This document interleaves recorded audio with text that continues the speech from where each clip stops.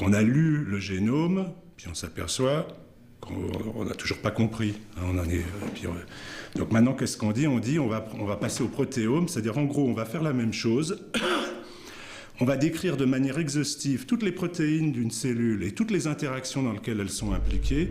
Et ça va nous donner l'explication. On croit que ça, c'est la clé méthodologique qui va nous permettre de comprendre comment fonctionne une cellule et par là même un être vivant. C'est un petit peu comme si les physiciens disaient ou nous avaient dit, pour comprendre les lois d'interaction entre les planètes, c'est-à-dire les lois de la gravitation, les lois de Newton, on va faire une description exhaustive de l'univers, on va mapper, on va cartographier toutes les planètes et puis on va mapper, toutes les interactions entre toutes les planètes et cette description va nous donner la clé qui va nous permettre de comprendre comment fonctionne l'univers. Donc c'est cette croyance que la description exhaustive d'un objet nous permet de le comprendre. Jamais la description d'un objet n'a été une compréhension de l'objet lui-même.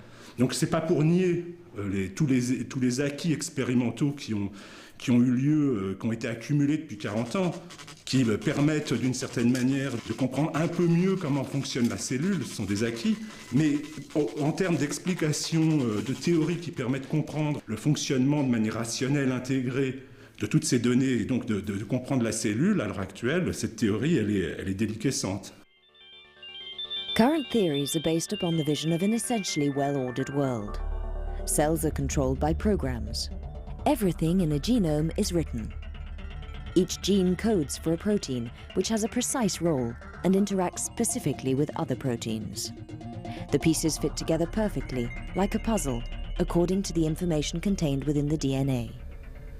On a découvert énormément de protéines impliquées dans les phénomènes, mais quand on a regardé leurs propriétés physiques d'interaction avec d'autres protéines, au lieu de trouver qu'elles étaient spécifiques d'une ou d'un petit nombre à la rigueur d'autres protéines, comme c'était attendu par la théorie, on s'est aperçu qu'elles sont capables d'interagir avec une multitude de protéines. Or, la conséquence immédiate de cet état de fait, c'est que le hasard, qui a été éliminé de tous les modèles biologiques, il serait introduit directement au cœur même de la construction du vivant. Chance has it that there are continual variations in every direction, followed by a sorting or selection phase. This means that as all the molecules react between themselves, the constants are always changing. Their interaction is characterized by a great deal of freedom. The expression of genes is unstable, and their activation depends, amongst other things, on their position in the DNA. Ce qui caractérise le vivant, c'est une très grande plasticité et capacité d'adaptation.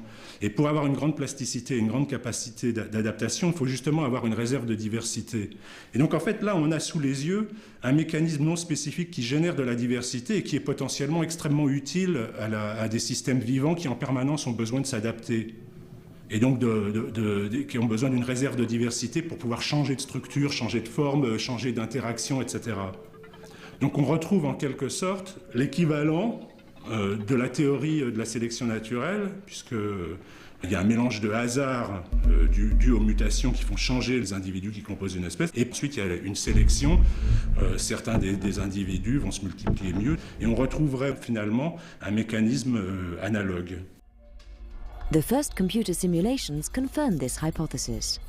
By randomly varying the parameters of a cell population model, it was possible to obtain a growing, balanced, or unbalanced system, while avoiding all notions of programs and signals. In this case, there's no difference between order and disorder. One is not superior to the other. The difference is purely subjective.